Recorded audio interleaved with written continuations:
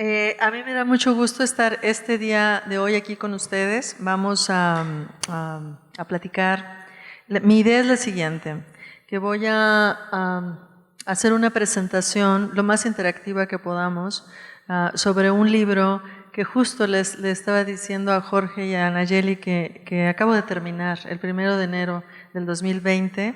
Está ahí el título de mi archivo es Final, revisión, final, punto CRG, final, ¿no?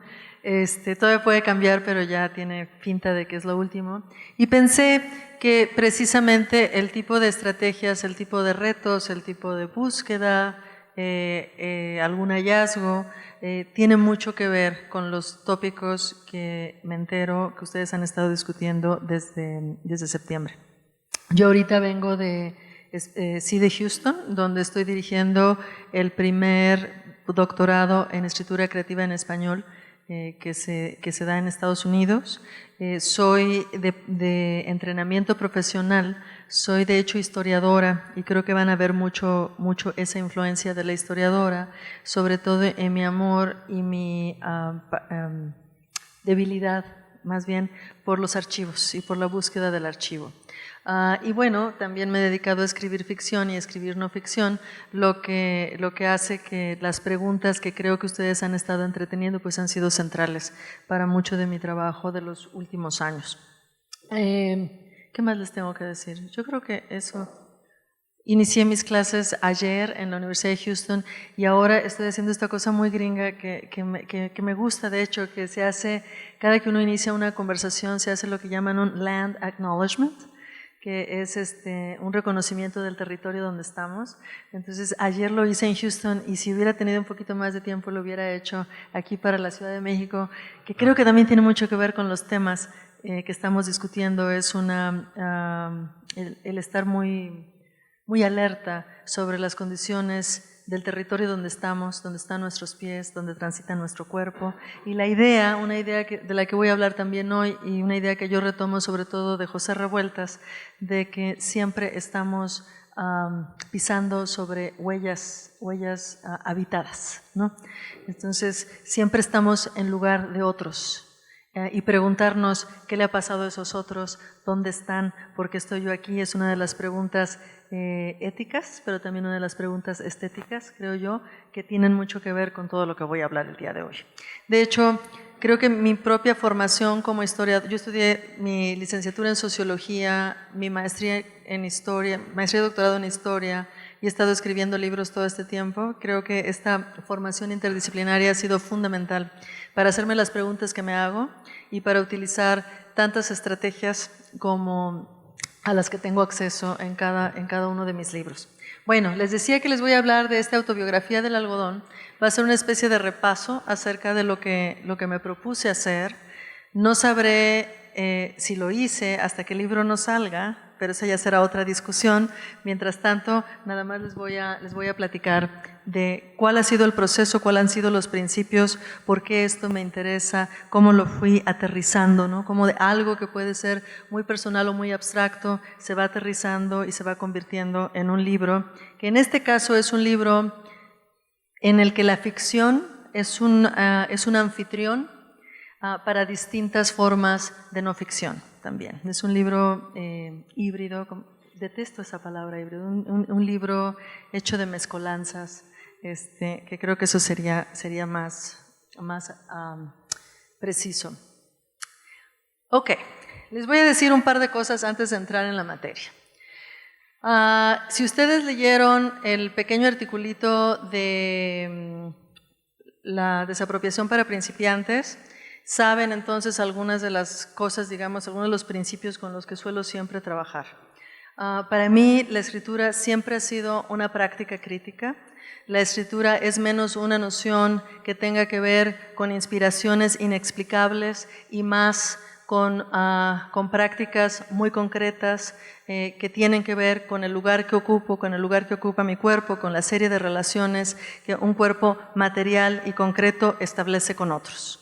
Y como estamos hablando de cuestiones materiales y concretas, estamos también hablando de relaciones de poder, y si hablamos de relaciones de poder, usualmente estamos hablando de relaciones que son desiguales y que luego entonces invitan a una crítica misma de la posición desde la cual se hace cualquier tipo de enunciación, ¿no? Entonces, digamos que para mí, a veces no lo menciono porque me parece obvio, ¿no?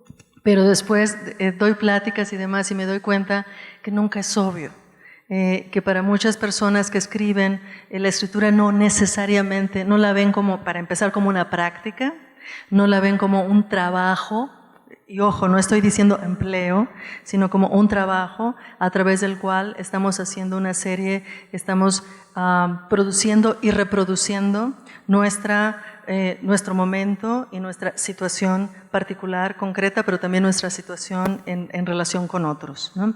Entonces siempre les digo que para empezar mis charlas, si ustedes no están dispuestos a creer que escribir es trabajar, vamos a tener problemas para entendernos.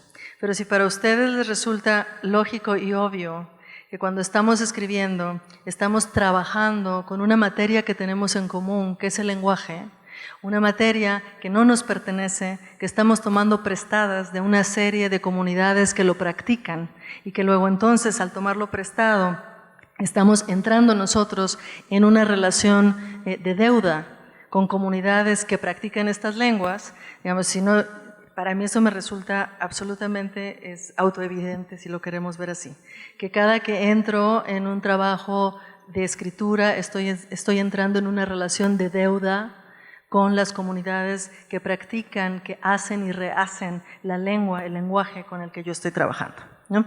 Entonces a eso me refiero con esta idea de que la escritura es siempre, de principio, para mí al menos, en la práctica, en lo que a mí me concierne y en los libros que me interesan, es una práctica crítica, ¿no? O sea, no es un espacio para, no es un diálogo con, no es una obra de, sino es una práctica, es algo que estamos haciendo concretamente, que cuerpos concretos hacen con esta materia concreta que es el lenguaje, ¿no?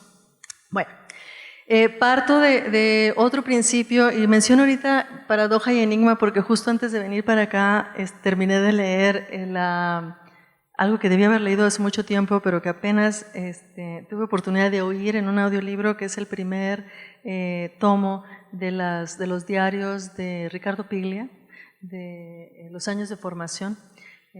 Y si ustedes están familiarizados con Ricardo Piglia, de seguro leyeron ese pequeño librito muy bonito, muy útil, que se llama Formas Breves, donde habla sobre las tesis del cuento.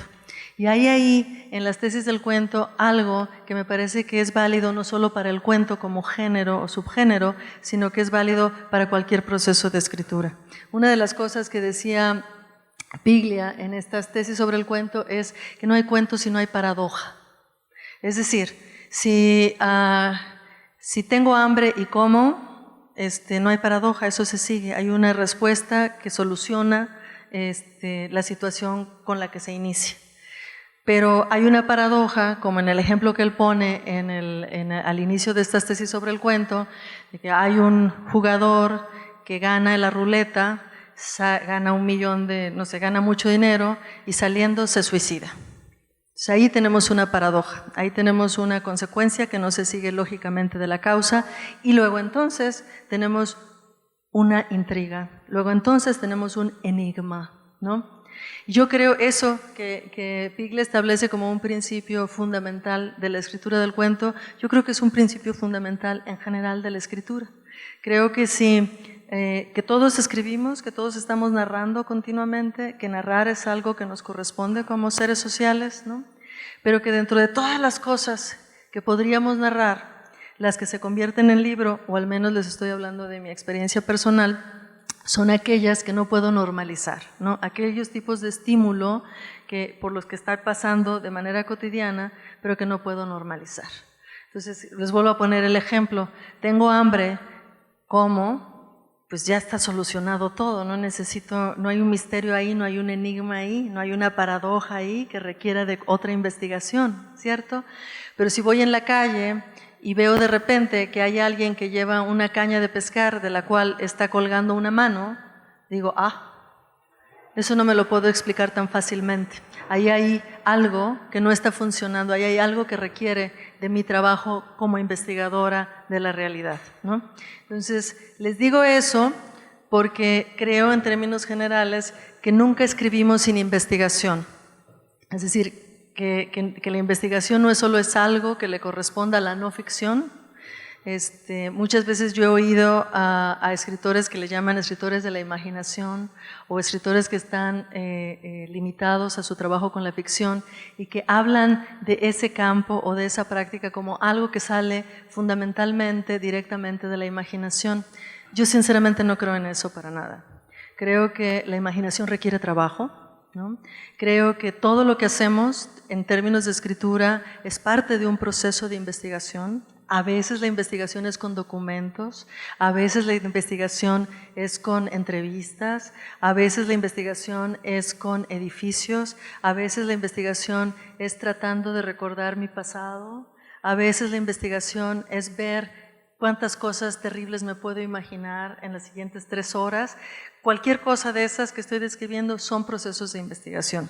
El problema, yo creo, es que muchas veces los escritores que dicen que no hacen investigación es porque definen la investigación como investigación académica y son la única investigación posible o factible para ellos. Pero si vemos la investigación en un término mucho más amplio, como una exploración que resulta de una paradoja y de un enigma, yo creo que vamos a ser capaces de ver las múltiples formas a través de las cuales abordamos, exploramos e investigamos los materiales con los cuales eventualmente vamos a estar trabajando. Y fíjense en lo que dije, no dije que estamos investigando un tema, no dije que estoy investigando una hipótesis, estoy investigando mis materiales. Y los materiales, por supuesto, vuelvo a lo que dije al inicio, mi material fundamental es el lenguaje. Pero el lenguaje no es una cosa que exista más allá de mi cuerpo o fuera de mí. El lenguaje también es una relación concreta, ¿no? Entonces, por eso estoy diciendo que todo lo que estamos haciendo cuando estamos escribiendo es un trabajo de investigación. Y por eso estoy en contra del así llamado ensayo personal, que es algo de lo que se habla sobre todo mucho en México, no sé si en Latinoamérica, pero es algo ciertamente que de lo que no se escucha mucho en Estados Unidos o no con el mismo tenor o con el mismo tipo de énfasis con el que se hace en México. Salud. Usualmente, y a lo mejor esto ha cambiado con las generaciones, ustedes me corrigen, a lo mejor esto es algo que ocurría a inicios del siglo XXI y que ya no ocurre, ya ha cambiado y a lo mejor estoy totalmente desfasada, pero en muchas de las conversaciones que tienen que ver con ensayos, ha habido una facilidad de contraponer el ensayo académico, al que muchos tildan de un ensayo aburrido, predecible, con un uso pobre del lenguaje, etcétera, etcétera, y un ensayo personal que asumen que es todo lo contrario, que es interesantísimo, que está escrito de una manera elegante o al menos interesante, etcétera, etcétera.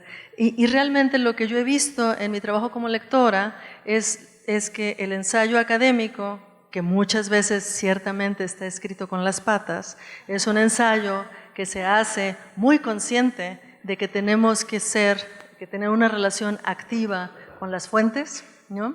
Ya sea citando, como se hace en la academia, o de múltiples maneras, ¿no? Y que el ensayo personal es un ensayo en el que el autor o la autora creen que no tienen necesidad ni requisito de honrar las fuentes y los materiales con los cuales han estado trabajando. Entonces, entre muchas otras cosas, a mí la pobreza en términos de la relación con el referente que se encubre con el término de ensayo personal, me parece que es algo que merece la pena discutirse mucho más.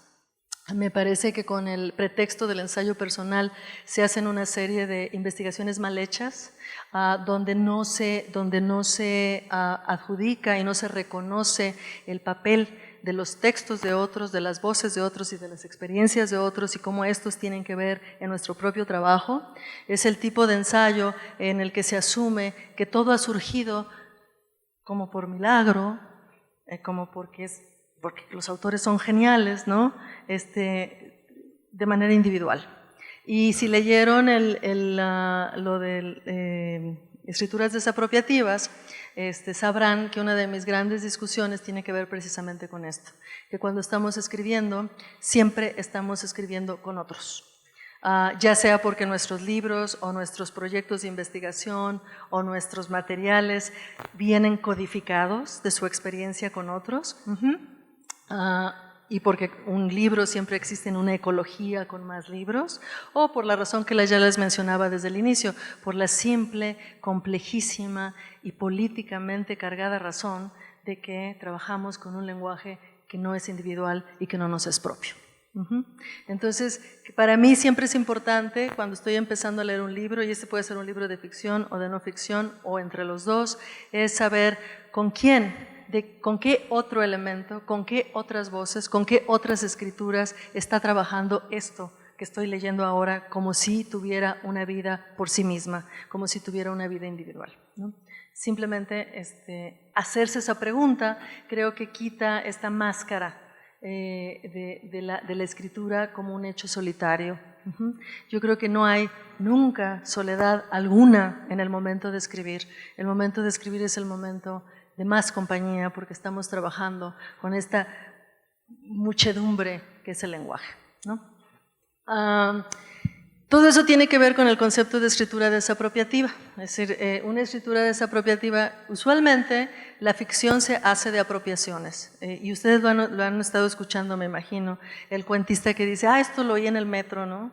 O el novelista que dice, esto me lo contó mi abuelita, o esto me lo contó tal y tal, o esto lo vi vi una nota en un periódico y después hice todo este otro trabajo y demás. Bueno, una escritura desapropiativa, en lugar de hacer creer que no hay nada antes de que a mí se me ocurriera un tema, lo primero que hace una escritura desapropiativa es decir, aquí hay una historia. La generación misma de mis materiales y de mi interés, la producción de ese momento de paradoja y enigma es algo que he hecho con otros. E investigar y ponerme a ver quiénes son mis otros, con quién estoy dialogando, en qué diálogo me estoy inscribiendo cuando empiezo a hacer esta investigación, yo creo que es uno de los puntos ineludibles de cualquier proceso de escritura, sea de ficción, sea no de ficción o quede entre las dos. Si estoy hablando demasiado y tienen preguntas, levanten la mano y digan, no es una conferencia así para que nada más yo esté hablando. A ese document le faltó una O. Es triste que le falte una O, pero es mi responsabilidad. Bueno, por eso entonces pueden entender que sigue, después de hablar de la escritura desapropiativa, que en general, si quisieran una definición básica, es una escritura que muestra las costuras, ¿no? Ahí donde el escritor de ficción siempre dice que es importantísimo que el libro no muestre las costuras, que hasta ni se note que es como escritura, ¿no? Porque se supone que es un libro que te va a transportar de una manera abstracta hacia otros mundos. Una escritura desapropiativa dice, no, el lector siempre tiene que estar consciente que está leyendo y que está leyendo una estructura artificial, ¿no? Y que este es un trabajo con el lenguaje. Y en ese sentido, una escritura desapropiativa siempre muestra las costuras, ¿no? Establecer cuál es el lugar de estos otros, les decía hace rato, el lugar del documento, el lugar de estos otros textos y otras voces, luego entonces es fundamental, ¿no? No podemos hacer como que yo un día recostada en mi fabuloso diván que no tengo en mi casa, se me ocurrió pensar por mí misma y alejada de todo en lo misterioso que es la producción del algodón en la frontera entre Texas y Tamaulipas, ¿no? No ocurre así. No creo, no ocurre así en mi práctica, pero de hecho no creo que ocurra, no creo que los procesos de escritura ocurran de esa manera. Creo que se ha narrado de esa manera para acrecentar el prestigio del autor, la noción de individualidad del autor y luego entonces la capacidad de intercambio económica que esta autoría te da, ¿no? Y ahí entramos en una discusión política y ética y estética y demás, ¿no? Pero por eso entonces citar Y por aquí, por citar, no solo estoy hablando de la cita académica que les ordenaron en la licenciatura que tenía que ir, entre comillas, porque si no se convertían en plagiarios, ¿no? Sino citar en el sentido de convocar a un encuentro, de compartir con tus lectores estas otras voces y estos otros textos que están constituyendo tu propia experiencia textual en ese momento, es fundamental. Y aquí me refiero no solo a la cita que honra a tus fuentes, como el policía que quiere enterarse si entre comillas esté bien o no. Estoy pensando mejor en una manera de citar que nos reta también de formas estéticas. Es decir, ¿cómo le hacemos? Para mí esa es la gran pregunta cuando estoy haciendo este tipo de trabajos. ¿Cómo le hacemos? ¿Cómo le hago para que, si estoy escribiendo un texto en el que definitivamente han participado otros, ¿cómo le hago para que sus voces estén presentes en este texto sin que tenga yo que recurrir a las comillas y a los pies de página? Porque ese es un lenguaje y esa es una estructura que me parece interesante y la sé hacer, esa es la estructura académica, pero no necesariamente es la que yo quiero convocar en términos de una experiencia estética. Es decir, ¿cómo le hago para que se note esta presencia? Esta otra costura que es la presencia de otros en mi propio trabajo. Y esa pregunta que parece sencilla realmente es muy complicada, es en lo que más me llevo tiempo pensando, ¿cómo le voy a hacer para que esto no sea una cita académica, pero que sí sea una especie de estar convocando a un encuentro con otra energía, con otra dicción, con otros vocabularios, tal vez con otros fines incluso, ¿no? Y lo último que les tengo que decir es que si creemos en todo lo anterior, no hay manera en que un libro no sea la producción de su propio archivo, ¿no? Porque como no nada más estamos sentados esperando a que nos ilumine la divina providencia o en lo que crean, ¿no? Tenemos que ir recogiendo todos estos elementos que son nuestras huellas de nuestro proceso de investigación. Entonces, un libro que se presenta ante ustedes, con ese tipo de estética, es un libro que es de hecho su propio archivo, ¿no? Igual que un libro siempre es, bueno, de los que me gustan, en todo caso, ¿no? Siempre establece como su propio manual de escritura, también un libro les va presentando, y lo interesante es cuando lo hacen con base en principios estéticos, cuál es ese archivo, cuál es el lugar de ese documento, cuál es el motivo y la estrategia de su propia desapropiación. ¿Ok? ¿Vamos por ahí? ¿Sí? ¿No estamos confundidos de nada? Ahí vamos. Okay. Esta es una cita de un autor de Líbano que se llama Jalal Tawfiq. Y es mi último gran amor teórico. Lo pueden encontrar gratis en internet. Su libro se llama, tiene un libro larguísimo, pero si ponen Jalal Tawfiq Surpassing Disaster, lo van a encontrar. Y una de las cosas que me interesó mucho, hay un montón de cosas interesantes que él dice, pero una de las que más me interesó es esta cita donde habla de qué es lo que distingue un desastre insuperable. ¿Cuándo podemos hablar de un desastre como un desastre insuperable? Yo creo que lo que hemos estado viviendo en México en los últimos años de esta guerra a la que parece todavía eludir el nombre son condiciones de un desastre insuperable. Por eso yo andaba buscando una definición y cuando encontré lo de Jalal Tawfiq dije, es exactamente en lo que quiero trabajar. Dice Jalal Tawfiq que un desastre insuperable no se limita, no se define nada más por si hay destrucción de infraestructura, si hay muerte de vidas humanas, si hay una erradicación de ecologías completas. Todos estos pueden ser características de un desastre, pero no necesariamente esto lo convierte en un desastre insuperable. Para que se convierta en un desastre insuperable, dice Jalal Tawfiq, si quieren vamos haciendo una traducción así inmediata. ¿Alguien quiere hacerla al traductor? En otras palabras, si un desastre es sobrepasar... Yo le puse insuperable. Si un desastre es insuperable... En otras palabras, si un desastre es insuperable para una comunidad definida por su sensibilidad al retiro inmaterial que resulta de tal desastre, no puede ser afirmado, definido, por el número de bajas, la intensidad de los traumas psíquicos y la amplitud de extensión del daño material, sino por si encontramos en lo que sea después, síntomas de retiro de la tradición. Exacto, y esa es una cosa bien importante. Vamos a ver, está bien difícil, muchas gracias por hacer esto, es dificilísimo traducir así como si estuviéramos cantando, ¿no? Y échate una, así sin practicar ni nada. Pero lo que me interesa de esta cita es lo siguiente, es decir, no, lo que hace el desastre insuperable no son las bajas, no es la intensidad del trauma, o el daño material, sino que la tradición se retira. Que pueden estar todavía los libros, las películas, las obras de teatro, los edificios, la arquitectura, pero hay una tradición que se retira. En el caso de los desastres insuperables, por favor. En el caso de los desastres insuperables, la pérdida material de muchos de los tesoros de la tradición, no solo a través de la destrucción, sino a través del hurto de los museos del Víctor, ¿no? De los ganadores. De los ganadores, es exacerbado por el retiro inmaterial. Basados ellos mismos en lo que ha sido resurreccionado, algunos de aquellos que pertenecen a la comunidad del desastre insuperable pueden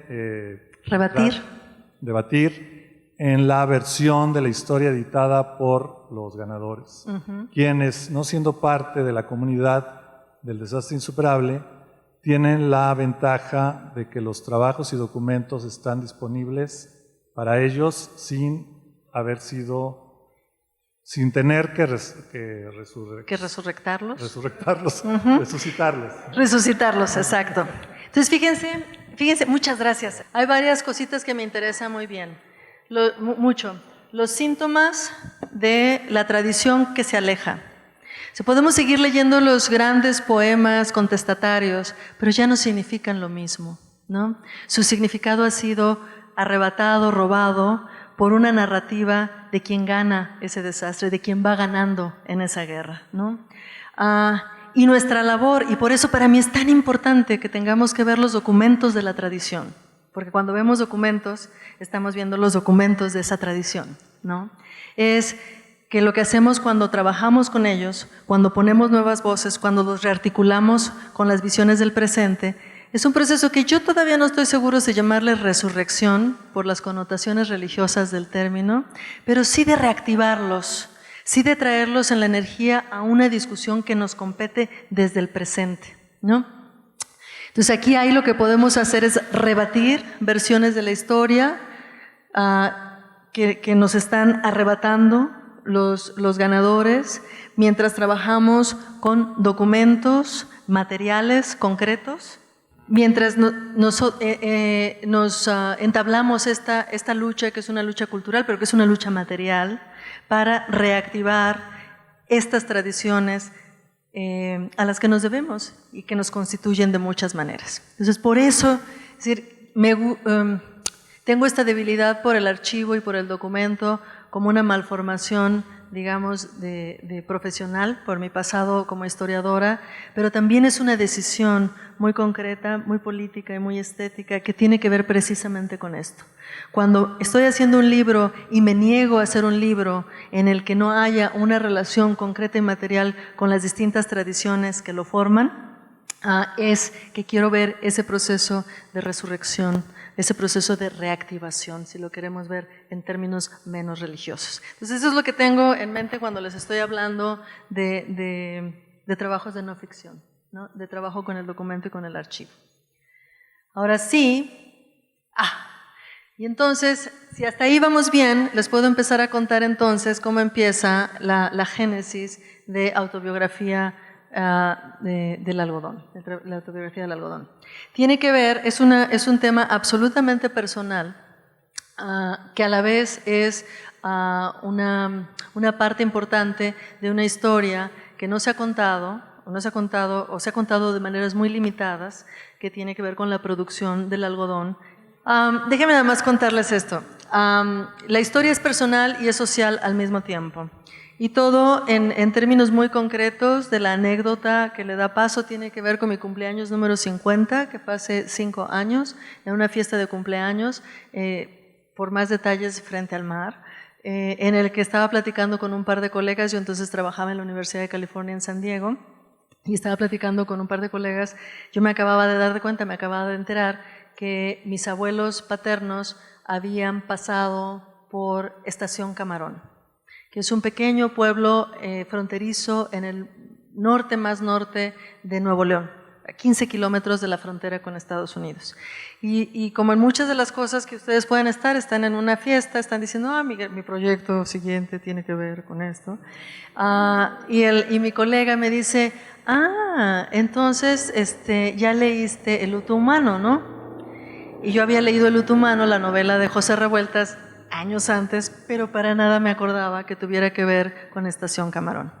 Y en efecto, esa primera conexión, ¿no?, que resulta es que José Revueltas escribió esta novela que publicó en 1943, El luto humano, 10 años después de haber participado en una huelga de trabajadores agrícolas que se llevó a cabo en Estación Camarón.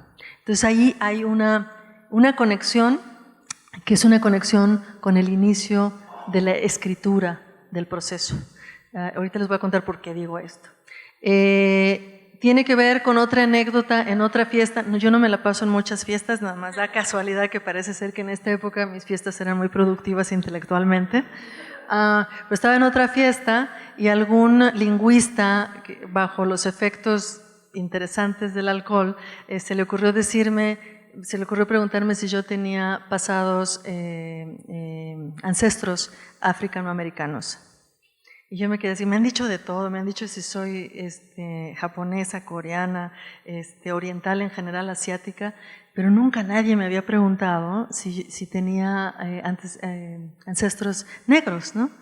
Y me quedé yo así como, wow, no sé, ¿no? Me acordé que mis abuelos paternos venían de San Luis Potosí, de las áreas mineras de San Luis Potosí.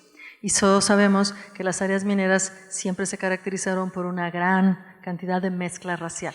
Entonces yo me quedé pensando, a lo mejor, y esto hace más interesante, se va construyendo la paradoja, se va construyendo el enigma. O sea, eso no me lo esperaba, ¿no? La cuestión de la inscripción en el archivo oficial y lo de José Revueltas, lo que yo anduve por mucho tiempo buscando documentos. Quería saber qué había pasado en esa famosa huelga en la que José Revueltas había participado en marzo de 1934. Y lo digo porque todo el mundo lo menciona cuando mencionan a Revueltas. Pero yo sé que Revueltas es novelista, ¿no? O sea, que sí es periodista y sí hizo muchas entrevistas y estuvo en muchos lados, pero el hombre es un novelista, ¿no? Entonces yo dije, hasta que no encuentro un documento que diga que sí existió tal huelga, yo voy a seguir pensando que esto es José Revueltas escribiendo una buena novela, ¿no? Entonces, la cuestión con Revueltas es que si él no hubiera escrito de esta huelga, nadie escribió sobre la huelga del marzo del 34 en Estación Camarón. Yo anduve buscando, les digo, los documentos, y ahorita les cuento qué es lo que pasó después, pero esa es la inscripción en el archivo oficial. Lo que facilita Revueltas en ese sentido es la posibilidad de tratar esta huelga, que es una huelga en la que participaron mis abuelos, ahora ya sé paternos y maternos, entonces le da otro cariz completamente a todo el proceso. El luto humano, les decía, lo publicó Revueltas en 1943, 9 años después de participar en la huelga. Cuando ya había ido en el 35 estuvo en Moscú, regresó de Moscú, escribió sobre todas estas cosas, pero la novela la escribió sobre las experiencias que tuvo con estos grupos huelguistas en lo que para él era una de las grandes sublevaciones agrícolas de su tiempo. El lugar más específicamente al que llegó Revueltas, esa primavera del 34, es el sistema de riego número 4, que es todo un proyecto postrevolucionario que hicieron específicamente Plutarco Elías Calles en el área. Se trataba de construir una gran presa y de mover al desierto del lugar, de cambiar del lugar el umbral del desierto.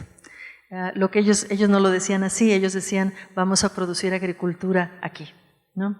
En tierras que eran muy secas, en tierras que no estaban densamente pobladas, en tierras que se habían dedicado sobre todo a la ganadería por mucho tiempo, pero en tierras donde había gente y donde había digamos, huellas humanas, ¿no? Pero entonces, menciono yo aquí el concepto de umbral del desierto porque es, es el término que utiliza Wiseman, el de arquitectura forense, el grupo que trabajó mucho con Ayotzinapa, es I.L. Wiseman. Es el concepto de eso lo estoy retomando, el concepto del umbral del desierto, y estoy viendo aquí a la clica, al grupo de generales de la posrevolución, con la intención de mover el desierto del lugar, de mover este umbral del desierto y de participar de manera muy activa en un cambio climático que todavía nos está afectando el día de hoy. ¿Ok?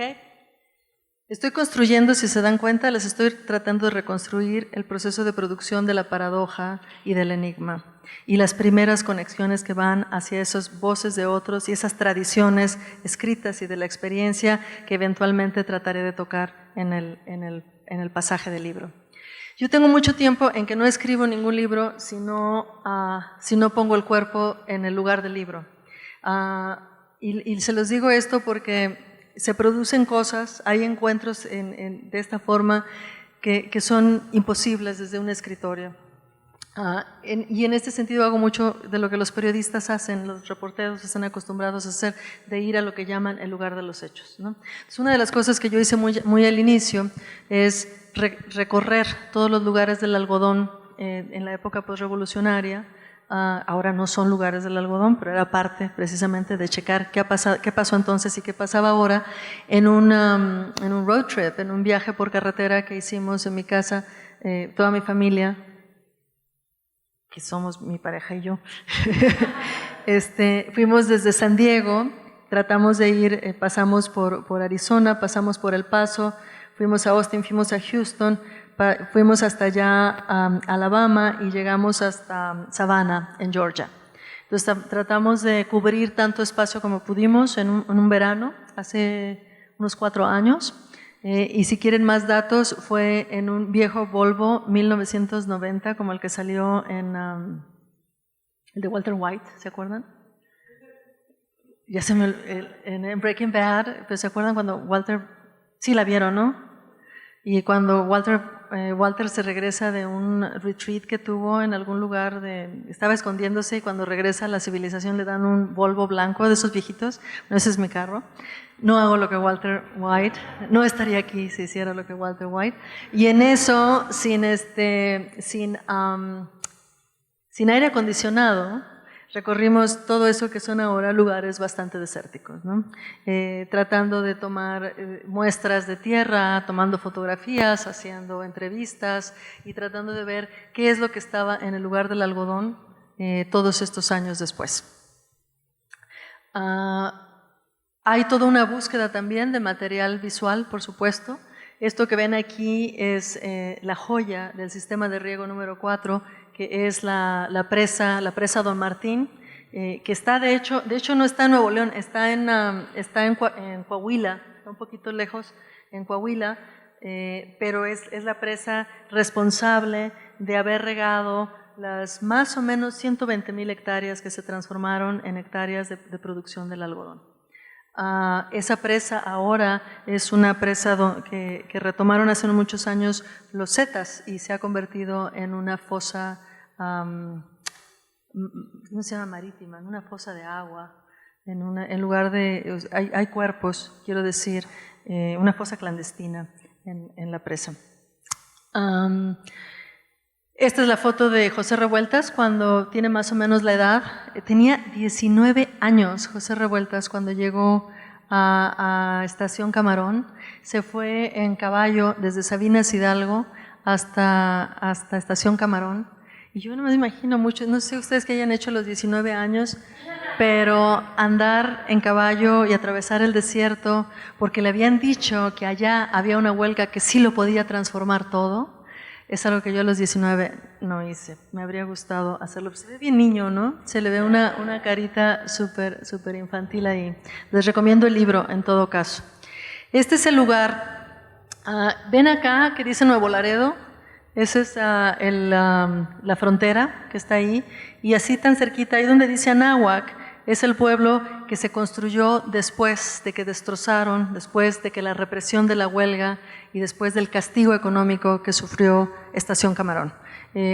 Anáhuac quedaba del otro lado del río, el río Salado, y la historia de los dos lugares en términos de arquitectura y en términos de su propia materialidad y en términos de la ruina es drásticamente distinta. Si ustedes van ahora y buscan Estación Camarón en Google, van a encontrar a Anáhuac, pero no van a encontrar Estación Camarón, donde han vivido, según cuenta el censo, 3 personas desde el 2001. Sí, cuando estamos hablando de la destrucción y del castigo político y económico, es algo muy concreto y muy real en este caso. Esta es una foto más cercana de Anáhuac, como se ve ahora en Google Maps. Este diseño así circular no se lo debemos a Borges. Muchas de las ciudades del algodón en el norte de México son ciudades diseñadas por ingenieros. Y aquí hay otro, por ejemplo, ahí hay otro cabo suelto, ahí hay otro material que alguien que le interesara diseño urbano o alguien que tuviera más interés en cuestión de distribución de mercancías, etcétera, hay un material realmente interesante. Este es Anáhuac, pero otra ciudad del algodón en el norte de México. Este es Anáhuac en su época de afluencia, en los 30s. Pero, por ejemplo, esta otra ciudad redonda es Delicias, Chihuahua, que es una ciudad que existe en Chihuahua todavía hoy, gracias también al algodón de los años 30s y 40s y 50s. ¿Ok? Este es el documento que me permitió saber que José Revueltas no se había inventado la huelga de Estación Camarón. ¿Y saben dónde lo encontré? No había nada en el ramo de luchas sindicales, no había nada en el ramo de problemas laborales, no había nada en ninguno de esos lugares. Y estaba yo muy frustrada hasta que pensé, bueno, si hubo una huelga, tuvo que haber una comunicación acerca de esa huelga. ¿Y cómo se comunicaban estas personas en esa época?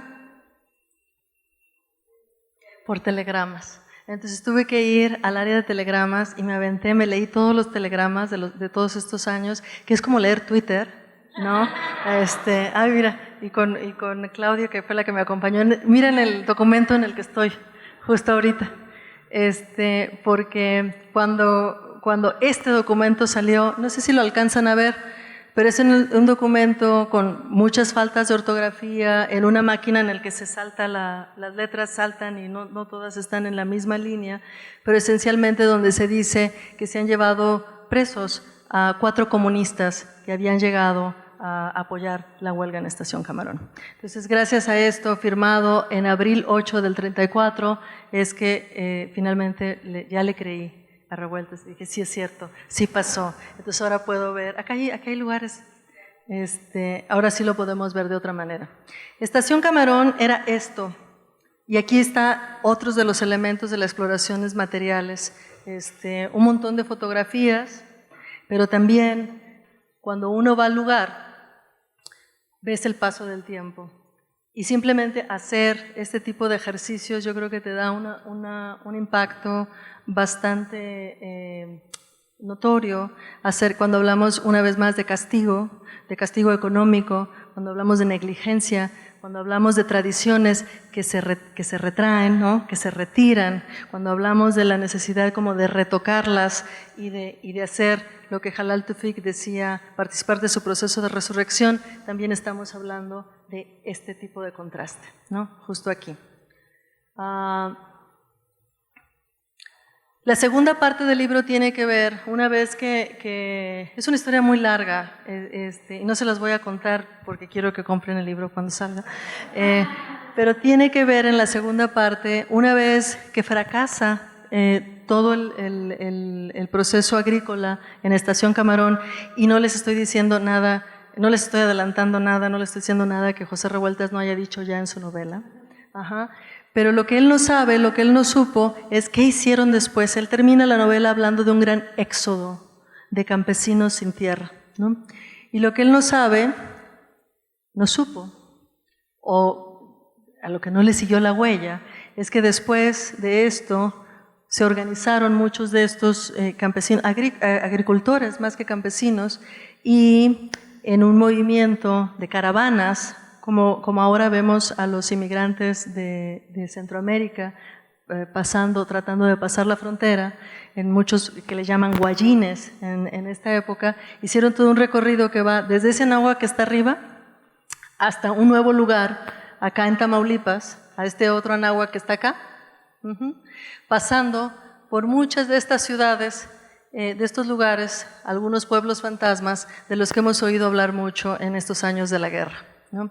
Pasando por Guerrero, pasando por Ciudad Mier, pasando por lugares que supongo que están en nuestra memoria contemporánea, pero que forman parte de todo este recorrido que hicieron desmontando tierras y transformándolas también en tierras para la agricultura. Mucha de ese proceso se le debe a un ingeniero de la Ciudad de México, Eduardo Chávez, que por cierto es hermano de Carlos Chávez. Sí saben quién es Carlos Chávez, ¿no? El gran músico. Y por ejemplo, ahí hay otra línea de fuga y de investigación que también valdría la pena. Sabemos muy poco de lo que han hecho los ingenieros en México y menos de lo que los ingenieros han hecho en cuestión de materia hidráulica, por ejemplo, ¿no? Este señor dejó la comodidad de la vida en la Ciudad de México, era un miembro de las élites del centro del país, se fue a vivir a Vallehermoso, al área, y es el responsable de que aquí lo vemos con sus ayudantes, de que en 1936 se lograra derivar agua del río Bravo por primera vez hacia tierras mexicanas, aprovechándolas en las labores de la agricultura. Esto nunca había sido posible antes y se hizo porque él, entre otras cosas, había trabajado en la Comisión de Limítrofes entre México y Estados Unidos, de los ríos, y porque estableció una relación muy buena también con Lázaro Cárdenas. Entonces, esto es finalmente otro distrito de riego, el que se forma gracias a todas estas derivaciones de agua del río Bravo, y lo que vemos ahí son más o menos 60,000 hectáreas que son transformadas de una manera radical en una franja fronteriza, que es la franja finalmente del algodón. Les estoy hablando de los 30, de los 40, de los 50, esa misma franja después, cuando el proyecto algodonero fracasa debido a plagas, debido a conflictos y demás, se transforma en la producción, se va del algodón al sorgo, después llega la maquila y después llega la guerra, ¿no? Yo creo que para mí es muy importante establecer una relación temporal y espacial, territorial en ese sentido, de una experiencia que va desde los 30 y los 40, pero es una experiencia que tiene que ver sobre todo con nuestro mundo actual, con lo que estamos viviendo el día de hoy. Estos son algunas de las fotos de pescadores del área, y digamos que es otro aspecto del proceso de exploración que tiene que ver más con los componentes humanos, ¿no?, del proceso. Si lo han notado, a mí me ha interesado aquí no solo escuchar las historias de las personas que participaron, sino también la historia del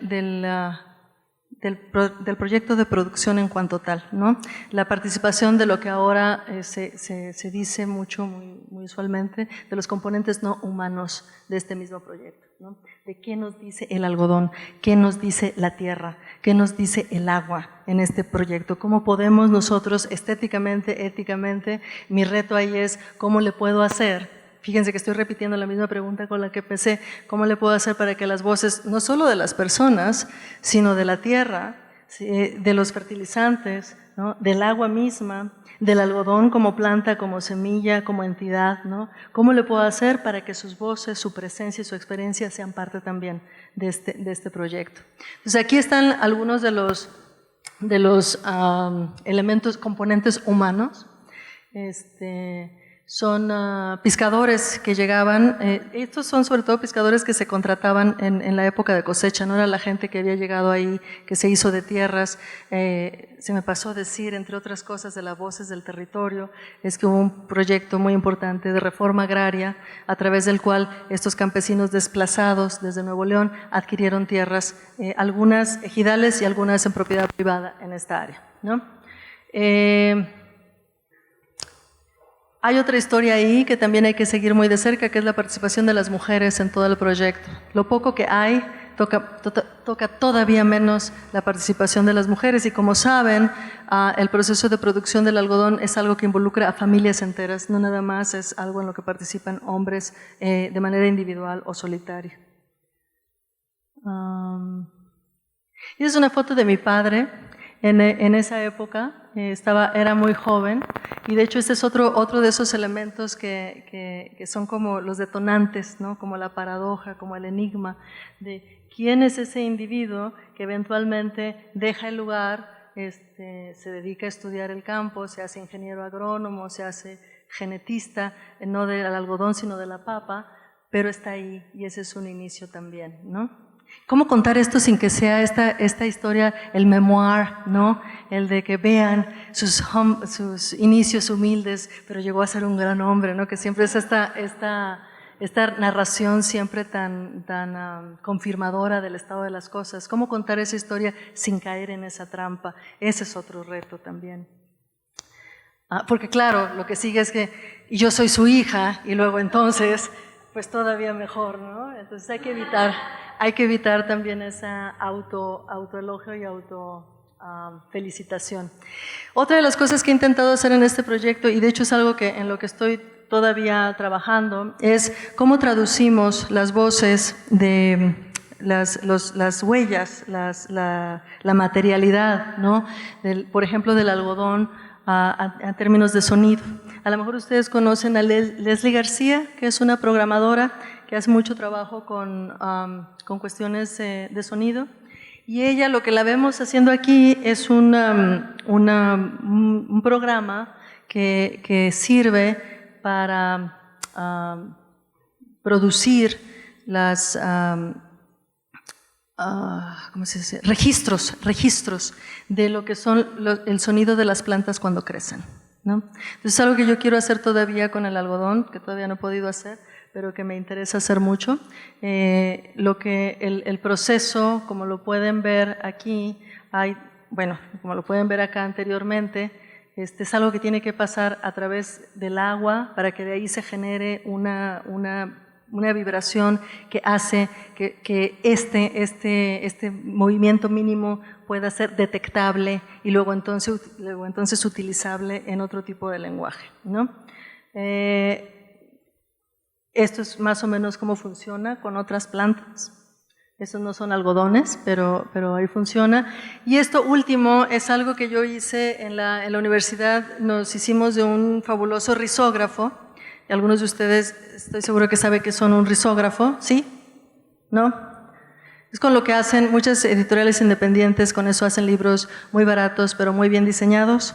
Una fotocopiadora elegante, si lo quieren ver así, con lo que se pueden hacer muchas cosas. Eso que ven ahí son 2 capullos de algodón que apachurré sobre la pantalla, sobre la plancha, ¿no? del risógrafo.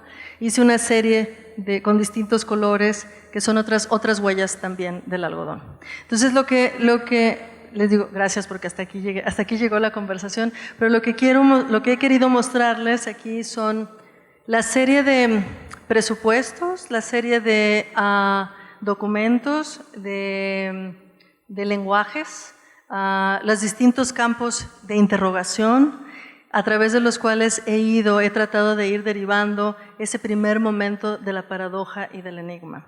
El resultado, por supuesto, no es la solución de la paradoja, no es la respuesta del enigma, sino la posibilidad de ampliarlo todavía más y de poder compartirlo a otros niveles con otro tipo de escuchas y con otro tipo de lectores.